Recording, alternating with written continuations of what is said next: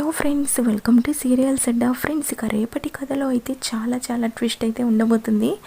ఇక వస్తారని ప్రేమగా దగ్గరికి తీసుకొని కోపం వచ్చిందా పొగరు అని అంటున్న రిషి.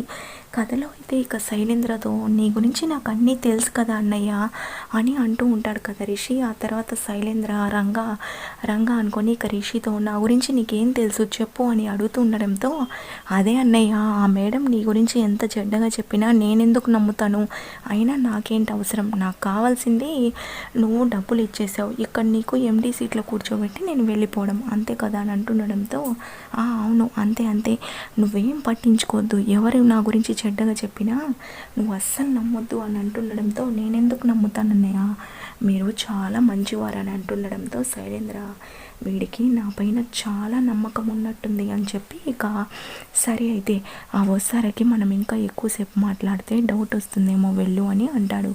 ఆ తర్వాత ఇక రిషి అక్కడి నుంచి క్యాబిన్లోకి అయితే వెళ్తాడు. ఇక వసుధార ఏంటి సార్ మీ అన్నయ్యతో ఏం సీక్రెట్స్ మాట్లాడి వస్తున్నారు అని అడగడంతో, ఏమున్నాయి వస్తారా, మనం ఏం మాట్లాడుకుంటున్నామని అడుగుతున్నాడు అంతే అని చెప్పడంతో, అయినా ఎప్పుడు వచ్చారు సార్ మీ అన్నయ్య సడన్గా అని అంటుండడంతో, మనం జాగ్రత్తగా ఉండాలి వస్తారా, ఇంకోసారి కనుక తనకు డౌట్ వస్తే నేను కూడా రిషిని అని తెలిసిపోతుందని చెప్తాడు. ఆ తర్వాత ఇక మరోపక్క మహేంద్ర ఇక అనుపమని కలవడానికి మెసేజ్ అయితే చేస్తాడు కదా. ఆ తర్వాత రిషి కూడా తనని ఎక్కడికి వెళ్ళొద్దు ఇంట్లోనే ఉండమని చెప్పడంతో మహేంద్ర నేను ఎలాగైనా అనుపమని ఈరోజు కలిసి నిజం తెలుసుకోవాలనుకున్నాను, కానీ రిషి ఎందుకు నన్ను ఈరోజు బయటికి వెళ్ళొద్దన్నాడు అని చెప్పి ఆలోచిస్తూ బాధపడుతూ ఉంటాడు. ఇక వసుధార రిషి ఇంటికి వచ్చిన తర్వాత వసుధార ఇక భోజనం అయితే చేస్తుంది. ఆ తర్వాత మహేంద్ర నాకు ఆకలిగా లేదని చెప్పడంతో, అదేంటి మామయ్య అలా అంటారు అని చెప్తూ ఉండడంతో ఇక రిషి బ్రతిమిలాడి మహేంద్రనైతే భోజనం తినేటట్టు చేస్తాడు. ఆ తర్వాత ఇక వసుధార గదిలోకి అయితే వెళ్తుంది. ఇక రిషి ప్రేమగా వసుధార పైన చేయి వేయడంతో, వసుధార చేయి తీయండి సార్, అయినా ఈరోజు నేను మీ పైన అలిగానని అంటుంది.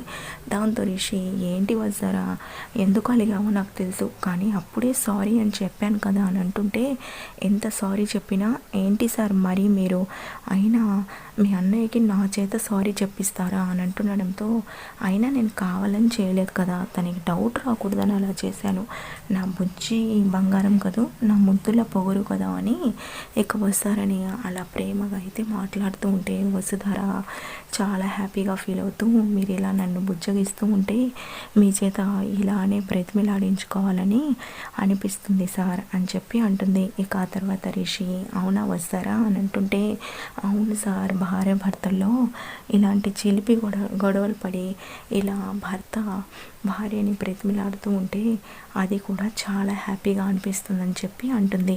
ఆ తర్వాత రిషి అవునా, అయితే అందుకోసమేనా కావాలని అలిగినట్టు యాక్టింగ్ చేసావని చెప్తూ ఉంటే, అవును సార్, మీరు ఇలా నన్ను పుచ్చగిస్తూ ఉంటే నాకు చాలా సంతోషంగా అనిపిస్తుంది, అందుకోసమే ఇలా చేశానని అంటుంది. ఇక రిషి అమ్మ దొంగ నీ పని చెప్తానుండు అని చెప్పి ఇక వస్తారని చాలా ప్రేమగా ఎత్తుకొని బెడ్ పైన పడేస్తాడు. ఇక వసుధార అలా సిగ్గుపడుతూ ఉంటే రిషి ప్రేమగా వస్తార దగ్గరికి వెళ్తాడు.